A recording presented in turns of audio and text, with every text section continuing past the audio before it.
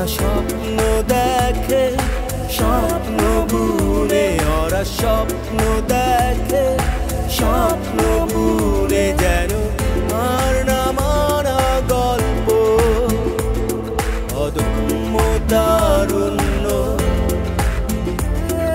অদম্য তারুণ্য, অদম্য তারুণ্য।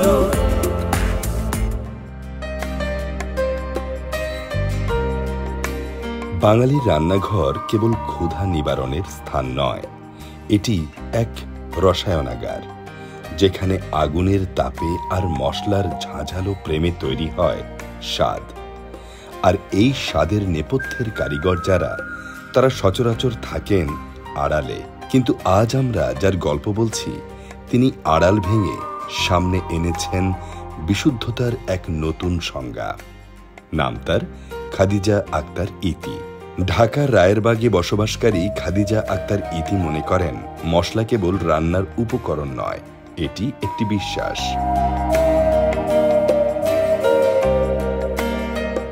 আমাদের দেশে প্রচলন আছে যে অনার্স মাস্টার্স কমপ্লিট করার পর আমরা চাকরি বাকরি করব, এবং দেশ তো গতানুগতিক সবার মানে কি বলে ইন্টেনশন এদিকেই থাকে যে আমরা পড়াশোনা শেষে চাকরি বাকরি করব।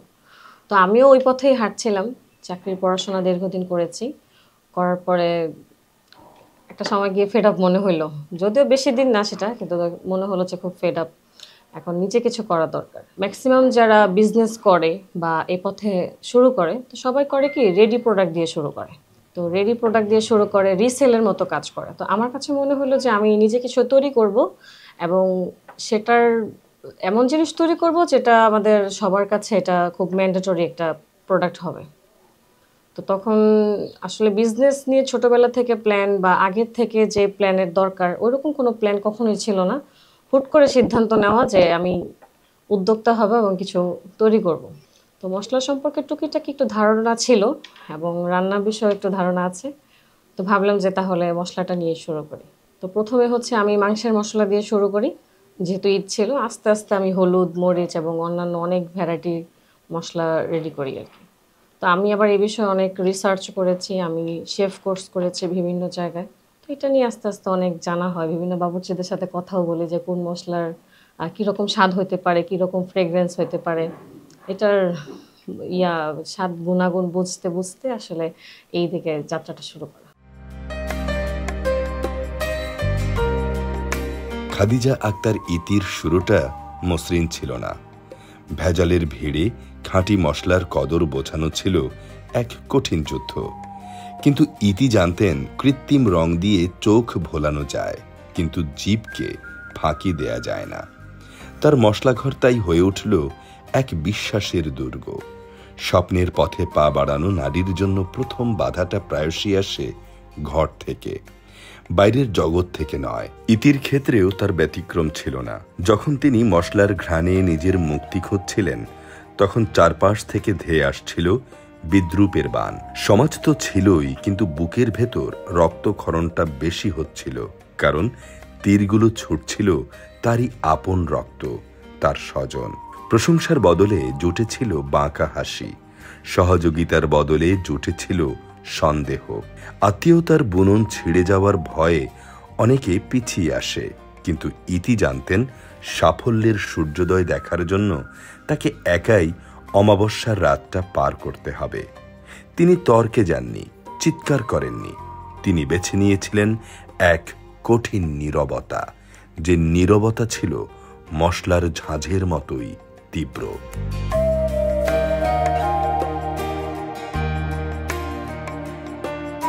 আমার পুরো যাত্রাটাই বাধা ছিল বলা চলে। আমি শুরু করেছিলাম মাত্র 2000 টাকা দিয়ে। যদিও আমি চাকরি করতাম, আমার টিউশন ছিল, কিন্তু ওই সময় যেহেতু ব্যবসা করার আমার নিয়ত ছিল না, তো ওই ধরনের পুঁজি নিয়ে আমি ব্যবসায় নামিনি। তো হাতে 2000 টাকা ছিল, সেই 2000 টাকা দিয়ে হচ্ছে আমার ব্যবসা শুরু করা। তখন অল্প অল্প সবগুলা মশলা 100 গ্রাম, 20 গ্রাম, 50 গ্রাম এরকম করে করে আমার প্রায় 2 কেজি মশলা হয়। সেই 2 কেজি মশলা থেকেই আমার শুরু করা।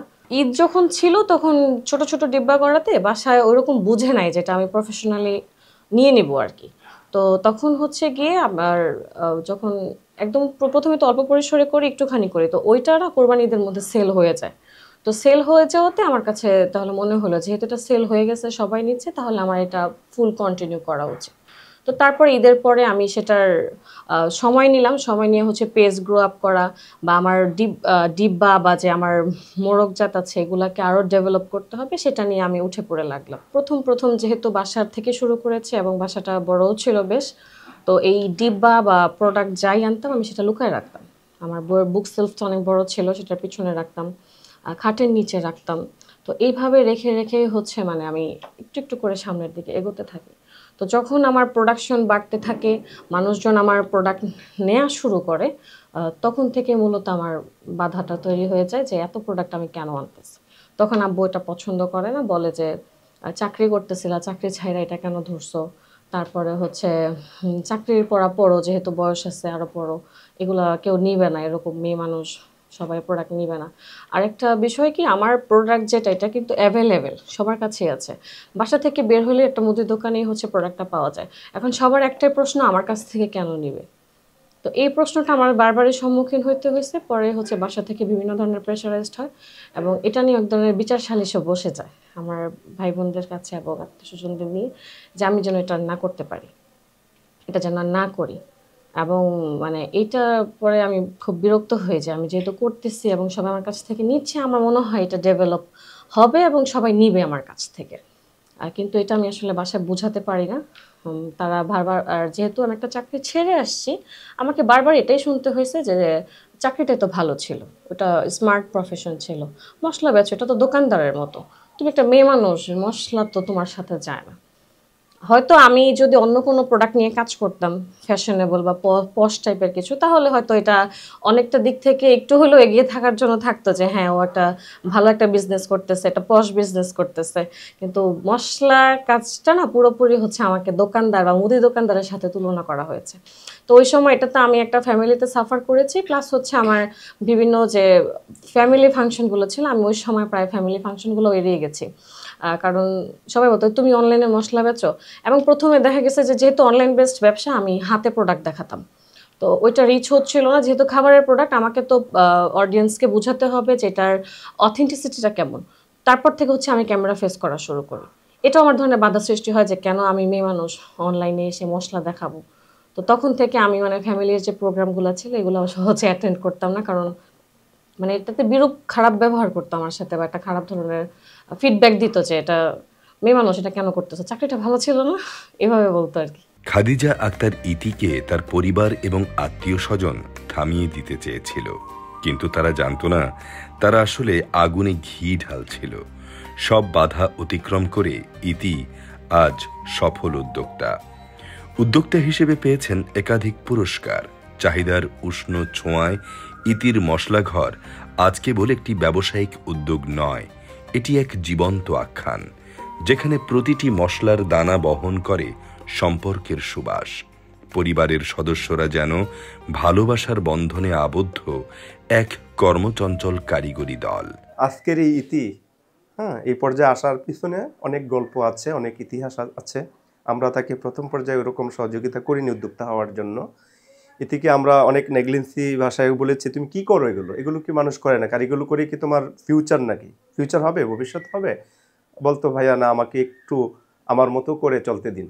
সে কি করলো, ছোট পরিসরে দেখলাম যে একটা প্রোডাক্ট নিয়ে সে ব্যবসা শুরু করলো। একটা প্রোডাক্টে সে এই বাঙালির যে ঐতিহ্য, আমাদের যে মশলা, এই মশলাঘরের শুরু থেকে আমি তাকে দেখলাম যে না, সে মশলাঘরটা নিয়ে শুরু করছে, মানে মশলা নিয়ে শুরু করছে। তা আমরা বললাম যে পাগল নাকি, আমাদের বাঙালি মানুষ আমরা সবাই তো মশলা, আমাদের কৃষি জমি থেকে আমরা মশলা নিয়ে, মশলা আমরা বাজারে গেলেই মশলা কিনতে পারি, দোকানে আছে, তো ও মশলা কার কাছে বিক্রি করবে? তো পরে বললো যে ভাইয়া আপনার দেখেন আমি কিভাবে মশলা কার কাছে বিক্রি করি, আপনার এটা অচিরে ইনশাল্লাহ এটা সফলতা দেখতে পাবেন। তো এইভাবে হুটহাট করে সে একদিন আমাকে বলল, ভাইয়া চলেন বাজারে যাব। আমি কি বাজারে মানে? যাবো, বাজার করতে যাব। কি বাজার করবা? মশলা কিনবো। বিভিন্ন জায়গায় মশলার যে পাইকারি যে আড়ত আছে, ওখান থেকে সে অথেন্টিক সবচেয়ে সুন্দর যে মশলাটা, সেই মশলাটা সেই অল্প পরিসরে, প্রথম পর্যায়ে আর কি অল্প পরিসরে সেই ওই মশলাগুলো কালেক্ট করতো।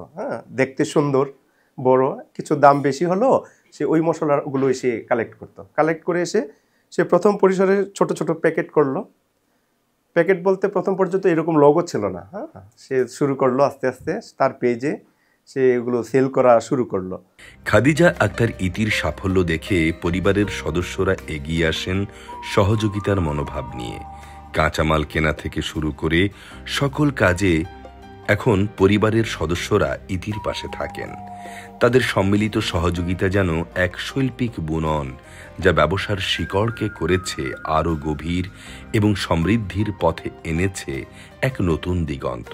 এই সহযোগিতা শুধুমাত্র পণ্যের গুণমান নয়, পারিবারিক ঐক্যেরও এক উজ্জ্বল প্রতিচ্ছবি। ইতি যে বর্তমানে একটা বিজনেস করতেছে, অনলাইন বিজনেস মশলাঘর, এটা আমরা প্রথমত যেহেতু সে অনার্স মাস্টার্স পাস করে কেউ এরকম বিজনেস করুক, হ্যাঁ, এটা আমরা কখনো আমরা চাইনি বা ফ্যামিলি থেকে কেউ সাপোর্ট করেনি। সে নিজে উদ্যোগ নিয়ে কাজকর্ম চালাচ্ছে এবং আমরা বর্তমানে তার এই বিজনেসের দেখে আমরা গর্বিত এবং সমাজে এরকম আরও উদ্যোগ নিয়ে আসুক, মেয়েরা এরকম কাজ করবে, কাজ চালিয়ে যাক, এটা আমরা সাপোর্ট করি। তো অনলাইন বিজনেস অনেকেই করে, কিন্তু তার বিজনেসটা আসলে অনেক একটা পরিশ্রমের কাজ। কৃষকের কাছ থেকে যে ধনিয়া, মরিচ, হলুদ এগুলো সংগ্রহ করে নিয়ে আসে, তার সাথে আমরা যাই এবং বাজার থেকে যেই মশলাগুলো কালেক্ট করে সেইগুলো যাওয়ার জন্য একটা মেয়ে তো অবশ্যই পারে না এবং সেই হিসাবে আমরা সহযোগিতা করি। খাদিজা আক্তার ইতির মশলাঘর যেন একটি ক্যানভাস। হলুদের স্নিগ্ধতা, মরিচের তেজ আর গরম মশলার আভিজাত্য সব মিলেমিশে একাকার। ইতি আক্তারের মশলাঘরে প্রতিটি দানা যেন কথা বলে। এখানে কোনো কেমিক্যাল নেই, আছে কেবল রোদের আদর আর হাতের যত্ন। একটি ছোট ঘর থেকে শুরু হওয়া এই উদ্যোগ আজ ছড়িয়ে পড়েছে শত শত রান্নাঘরে। ইতি আক্তার প্রমাণ করেছেন, গুণগত মান ঠিক থাকলে প্রচারের চেয়েও বেশি কাজ করে মানুষের বিশ্বাস। বাজারের হাজারো পসরার ভিড়ে ইতির চোখ যেন এক নিপুণ ডুবুরি। তিনি খুঁজে নেন সেই সব কাঁচামাল যার ভেতরে লুকিয়ে আছে স্বাদের আসল প্রাণ। তাজা কাঁচামালটি কেবল স্থান পায় তার ঝুড়িতে। ঘরে আনার পর শুরু হয় শুদ্ধিকরণ। বাইরের ধুলো আর মলিনতা ফেলা হয় পরম মমতায়। পরিচ্ছন্নতার পর আগুনের ছোঁয়ায় আগে মশলাগুলোকে শুয়ে নিতে হয় সূর্যের আদর। রোদের তপ্ত ওম শুষে নিয়ে কাঁচামালগুলো হয়ে ওঠে পরিপক্ক। প্রকৃতির এই তেজ আর ইতির হাতের যত্ন দুয়ে মিলে তৈরি হয় এক অনবদ্য রসায়ন, যা পরবর্তীতে রান্নাঘরে ছড়ায় জাদুকরী সুবাস।